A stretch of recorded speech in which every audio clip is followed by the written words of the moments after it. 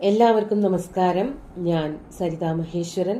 ഇന്ന് ശ്രീകൃഷ്ണ വിലാസ മഹാകാവ്യത്തിന്റെ 7ാമത്തെ സർഗത്തിലെ 59, 60 എന്നീ 2 ശ്ലോകങ്ങളാണ് നമ്മൾ പഠിക്കാൻ പോണത്. 2 ശ്ലോകങ്ങളിലും വസന്തമാലിക വൃത്തമാണുള്ളത്. നമുക്ക് ആദ്യം 59ാമത്തെ ശ്ലോകം നോക്കാം. ഇവിടെയും പക്ഷിമൃഗാദികളെ പറ്റിയിട്ടുള്ള വർണ്ണന തന്നെയാണ്. ഈ ശരത്കാലത്ത് അവയുടെ ഒരു ഉത്സാഹം, അതിനെ പറ്റിയിട്ടൊക്കെയാണ് വർണ്ണിക്കുന്നത്. ആദ്യം 59ാമത്തെ ശ്ലോകം നോക്കാം. കളനിസ്വന സമ്പദോ വിചേലുർനളിനീ വർണ്ണ സവർണ പക്ഷമാല കുടിലാരുണതുണ്ട കോടിലഗ്നൈഃ കളമൈർവ്യോമനി പങ്ക്തയശുകാനാം. ആദ്യം പദച്ഛേദം പറയാം. കളനിസ്വന സമ്പദ വിചേലു നളിനീപർണ സവർണ പക്ഷമാലാഃ കുടിലാരുണതുണ്ട കോടിലഗ്നൈഃ കളമൈഃ വ്യോമനി പങ്ക്തയ ശുഗാനാം. ഇവിടെ അവസാനത്തെ വരിയിൽ വളരെ വ്യക്തമായിട്ട് പറയുന്നുണ്ട്. ശുഗാനാം പങ്ക്തയ. ശുഗങ്ങൾ എന്ന് പറഞ്ഞാല് തത്തകളാണ്, തത്തകളുടെ കൂട്ടം. ശുഗാനാം പങ്ക്തയ. തത്തക്കൂട്ടങ്ങൾ ഇങ്ങനെ പറന്നു പോണതിന്റെ ഭംഗിയാണ് വർണ്ണിക്കുന്നത്. അവരുടെ ഒരു സ്വഭാവം, അത് സ്വഭാവോക്തി അലങ്കാരമാണ്. തത്തകളെ എങ്ങനെയാ സാധാരണയായിട്ട് എന്തൊക്കെയാ ചെയ്യാറുള്ളത് എന്നിവിടെ ഭംഗിയായിട്ട് കവി പറയുന്നുണ്ട്. അപ്പോൾ ആ വർണ്ണനയുടെ സൗന്ദര്യം ഉള്ളതുകൊണ്ട്, യഥാർത്ഥ സ്വഭാവം വർണ്ണിക്കുന്നത് കൊണ്ട് സ്വഭാവോക്തി എന്നുള്ള അലങ്കാരം ഇവിടെ നമുക്ക് കാണാൻ പറ്റും.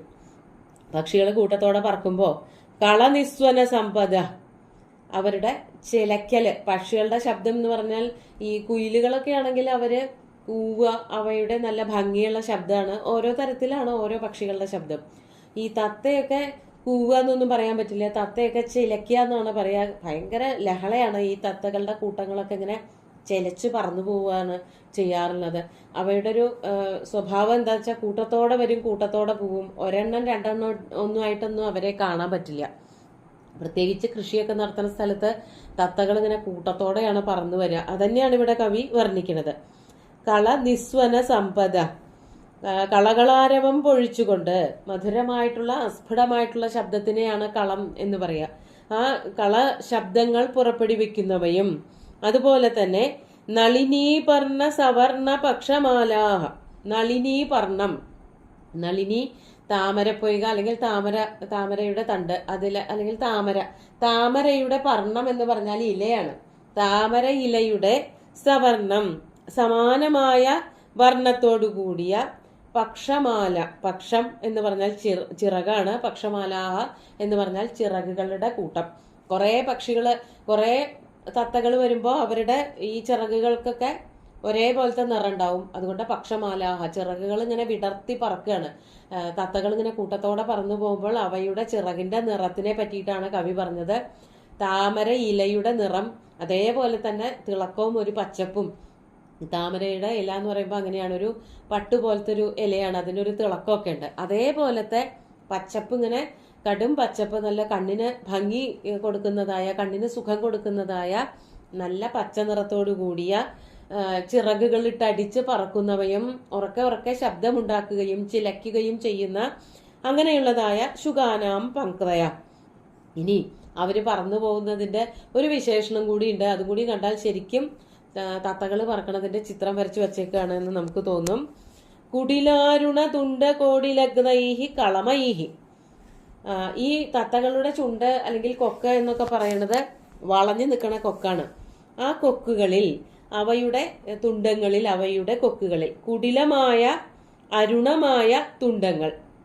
കുടിലം വളഞ്ഞു നിൽക്കുന്ന, അരുണം ചുവന്ന, അതായത് വളഞ്ഞ് വക്രമായിട്ടുള്ള ചുവന്ന തുണ്ടങ്ങളിൽ, അതായത് ചുണ്ടുകളിലെ കൊക്കില് അവിടെ ഒട്ടിച്ചു വച്ചേക്കണത് പോലെ അവിടെ അമർത്തി പിടിച്ചിട്ടുള്ളതായ കളമൈഹി. കളമം എന്ന് പറഞ്ഞാല് നെൽക്കതിരാണ്.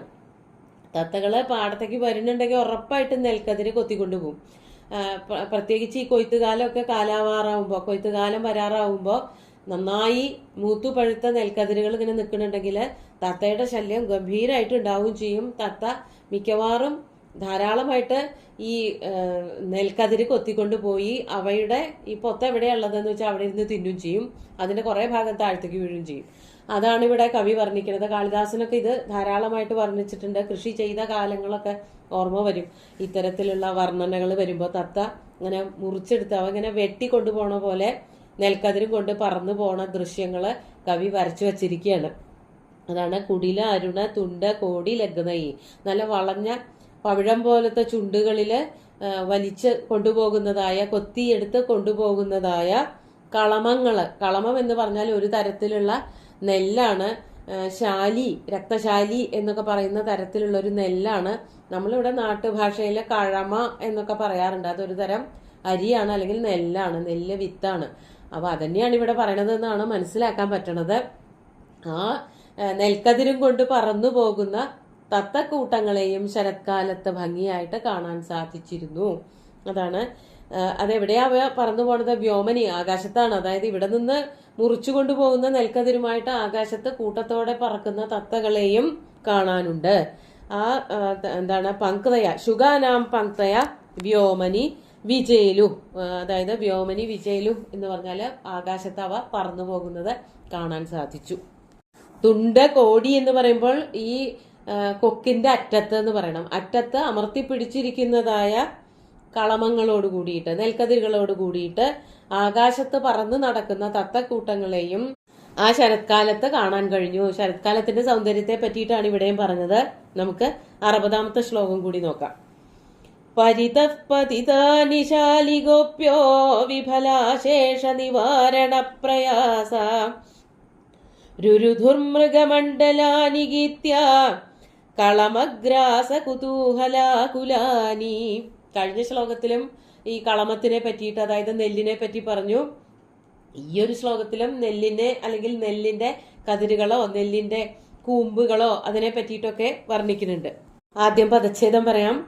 പരിതഃപതിതാനി ശാലിഗോപ്യ വിഫലാശേഷ നിവാരണ പ്രയാസാഹ രുരുധു മൃഗമണ്ഡലാനി ഗീത്യ കളമഗ്രാസ കുതൂഹലാകുലാനി.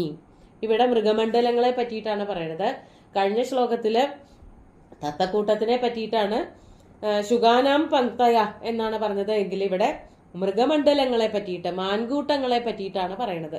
ഈ കാടിന്റെ അടുത്തുള്ള പ്രദേശങ്ങളിലൊക്കെ കൃഷി ചെയ്യും. കാട്ടിലും തപോവനങ്ങളില്, അരണ്യങ്ങള്, വലിയ കാടല്ല, കൊടുങ്കാടല്ല, അതല്ലാത്ത ഭാഗങ്ങളിലൊക്കെ കൃഷി ചെയ്യാറുണ്ട്. പ്രത്യേകിച്ച് ഈ മുനിമാർക്കൊക്കെ ഭക്ഷണം കഴിക്കുന്നതിന് വേണ്ടിയിട്ട് അവര് നീവാരങ്ങള്, ശാലികള്, അതുപോലെ പലതരത്തിലുള്ള നെല്ലുകള്, കരനെല്ലായാലും അങ്ങനത്തെ കൃഷികളൊക്കെ ചെയ്യാറുണ്ട്. ആ നെല്ലും അതിന്റെ തളിരും ഒക്കെ തിന്നാൻ വേണ്ടിയിട്ട് തത്തകളും വരും, മൃഗങ്ങള്, മാനുകളൊക്കെ വരും. അപ്പോ അതിനെ പറ്റിയിട്ടുള്ള വർണ്ണനയാണ് ഇവിടെ പറയണത്. ശാലിഗോപ്യ, ശാലിഗോപ്യ എന്ന് പറഞ്ഞാല്, ശാലി എന്ന് പറഞ്ഞാല് ഈ നെല്ലെന്നെ, നെൽപ്പാടങ്ങളെ സംരക്ഷിക്കുന്നവര് ശാലിഗോപ്യ. അതായത് പെൺകുട്ടികളെ പറ്റിയിട്ടാണ് പറയണത്.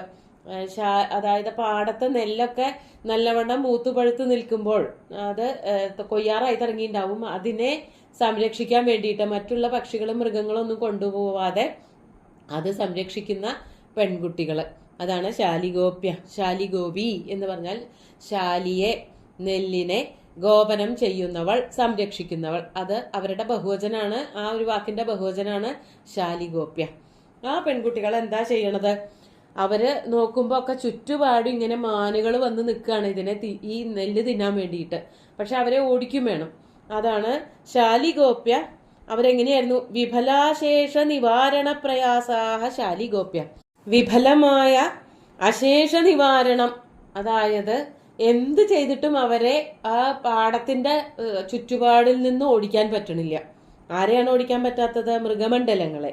വിഫലമായ അശേഷ നിവാരണ പ്രയാസങ്ങൾ, അശേഷം എല്ലാ തരത്തിലുമുള്ളതായ നിവാരണം, തടയാനുള്ള പ്രയാസങ്ങള്, അതിന് ഈ മൃഗങ്ങൾ ഇവിടെ വരാതിരിക്കാൻ വേണ്ടിയിട്ട് പലതും ചെയ്യുന്നുണ്ടാവും.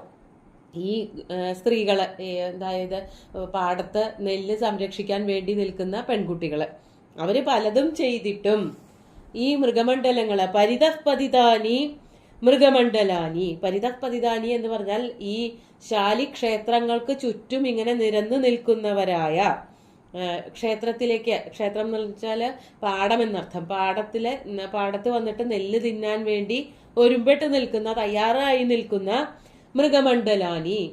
മണ്ഡലം എന്നുള്ള പദം നപുംസകലിംഗാണ്. അപ്പൊ മൃഗമണ്ഡലാനി എന്ന് പറയുമ്പോൾ മാനുകളുടെ കൂട്ടങ്ങൾ എന്നർത്ഥം. ഈ മാൻകൂട്ടങ്ങള് എന്ത് ചെയ്തിട്ടും ഈ പാടത്തിന്റെ ചുറ്റുപാട് നിന്നും മാറിപ്പോവണില്ല.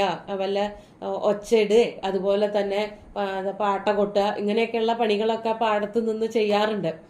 അങ്ങനെയൊക്കെയുള്ള പ്രവൃത്തികള് പേടിപ്പിക്കാൻ വേണ്ടിയിട്ട് പലതും ചെയ്തിട്ടും ആൺകൂട്ടങ്ങളൊന്നും പോയിട്ടില്ല എന്നുള്ളത് കൊണ്ട് ഈ പെൺകുട്ടികൾ എന്താണ് ചെയ്തത് എന്നുള്ളതാണ് അടുത്തതായിട്ട് പറയുന്നത്. ഗീത്യ, പാട്ടുപാടിയിട്ട്, രുരുധു, മൃഗമണ്ഡലാനി രുരുധു, മൃഗമണ്ഡലങ്ങളെ തടഞ്ഞു. ഈ മൃഗമണ്ഡലങ്ങൾ എങ്ങനെ എന്തിനായിട്ട് വന്നതാണ്? കളമഗ്രാസ കുതൂഹല ആകുലാനി മൃഗമണ്ഡലാനി. കളമഗ്രാസങ്ങൾ എന്ന് പറഞ്ഞാല് നെല്ലിൻ തളിരുകൾ അല്ലെങ്കിൽ നെല്ലിന്റെ കൂമ്പ്, ഞാറൊക്കെ ഇങ്ങനെ തളിരിട്ട് വരുമ്പോഴേക്കും ആ തളിരൊക്കെ തിന്നാൻ വേണ്ടി തയ്യാറായിട്ട് വരുന്ന അതാണ് കളമഗ്രാസ കുതൂഹലം. ഈ ഗ്രാസം എന്ന് പറയുമ്പോൾ അതിന്റെ തളിര് അല്ലെങ്കിൽ അതിന്റെ ഉള്ളിലുള്ളതായ പുല്ലൊക്കെ ഉണ്ടാവും. അതൊക്കെ തിന്നാൻ വേണ്ടിയിട്ട് കുതൂഹലത്തോടു കൂടിയും ആകുലതയോടു കൂടിയിട്ട് വേഗം വന്ന് തിന്നാമെന്ന് വിചാരിച്ച് ഓടി വരുന്നതായിട്ടുള്ള മൃഗമണ്ഡലാനി, മാൻകൂട്ടങ്ങളെ. അവരെ എത്ര ഓടിച്ചിട്ടും അവര് ആ പാടത്തെ അടുത്ത പ്രദേശത്ത് തന്നെ നിൽക്കണേ ഉള്ളൂ, ദൂരത്തേക്കൊന്നും പോണില്ല. അപ്പൊ അവരെ അവിടെ നിന്ന് മാറ്റാൻ വേണ്ടിയിട്ട് പാടത്തെ നെല്ല് കാക്കുന്നവരായ പെൺകുട്ടികള്, നല്ലൊരു നാടൻ ദൃശ്യമാണ് നമുക്ക് കാണാൻ പറ്റുക. ഗ്രാമക്കാഴ്ച, ഗ്രാമമല്ല ഇത് കാടാണെന്നുണ്ടെങ്കിൽ ഒരു ഗ്രാമീണ ഭംഗിയുണ്ട് ശ്ലോകങ്ങൾക്കൊക്കെ. അവര് ഈ മാനുകളെ അവിടെ നിന്ന് മാറ്റാൻ വേണ്ടിയിട്ട് പാട്ടുപാടുന്നു. മാനുകളൊക്കെ പാട്ടിൽ വീഴും. ഈ പുല്ലാങ്കുഴൽ വിളികളിലൊക്കെ മാനുകൾ വീഴുമെന്ന് പറയുന്നുണ്ട്. അങ്ങനെ പാട്ടുപാടി അവയെ അവിടെ നിന്ന് മാറ്റി നിർത്തുന്നു. കല്ലെറിഞ്ഞിട്ടോ പാട്ട കൊട്ടിയിട്ടോ ഒച്ചയുണ്ടാക്കിയിട്ടോ ഒന്നും മാറിപ്പോവാത്തതായ മാനുകളെ പാട്ടുപാടിയിട്ട് മാറ്റാനുള്ള ശ്രമം നടത്തിക്കൊണ്ടിരിക്കുന്നു ശാലിഗോപനം നടത്തുന്നവരായിട്ടുള്ള പെൺകൊടിമാർ എന്നാണ് കവി വർണ്ണിക്കുന്നത്. നല്ല ഭംഗിയുള്ള ശ്ലോകങ്ങൾ. ഇവിടെ കൃഷ്ണനും ഗോപസ്ത്രീകളും തമ്മിലുള്ള എത്ര കണ്ട് രതി വരുന്നുണ്ട് എന്നുള്ളത് അത്ഭുതമാണ്. അതൊന്നും പറയണില്ല. ഓരോ ഋതുക്കളും മനുഷ്യരിലും മൃഗങ്ങളിലും ഭൂപ്രകൃതിയിലും ഒക്കെ വരുത്തുന്നതായ മാറ്റങ്ങള്, അവരുടെ ഉത്സാഹങ്ങള്, അതിനെ പറ്റിയിട്ടൊക്കെയാണ് കൂടുതലായിട്ടും പറയുന്നത്. നമുക്ക് ശ്ലോകങ്ങൾ ഒന്നുകൂടി ചൊല്ലി നോക്കാം. കളനിസ്വന സമ്പദോ വിജയലുർന്നളിനീ വർണ്ണ സവർണ പക്ഷമാല കുടിലാരുണ തുണ്ടകോടിലഗ്നൈ കളമയീർവ്യോമനി പങ്ക്തയശുകാനാം പരിതഃ പതിതാനി ശാലിഗോപ്യോ വിഫലാശേഷ നിവാരണ പ്രയാസ രുരുധുർമൃഗമണ്ഡലാനി ഗീത്യ കളമഗ്രാസ കുതൂഹലാകുലാനി. സുന്ദരമായിട്ടുള്ള 2 ശ്ലോകങ്ങളും ഭഗവാന്റെ കാൽക്കൽ അർപ്പിച്ചുകൊണ്ട് ഗുരുവായൂരപ്പനെ സാഷ്ടാംഗം നമസ്കരിച്ചുകൊണ്ട് എല്ലാവർക്കും ശുഭദിനം നേർന്നു നിർത്തട്ടെ. നന്ദി.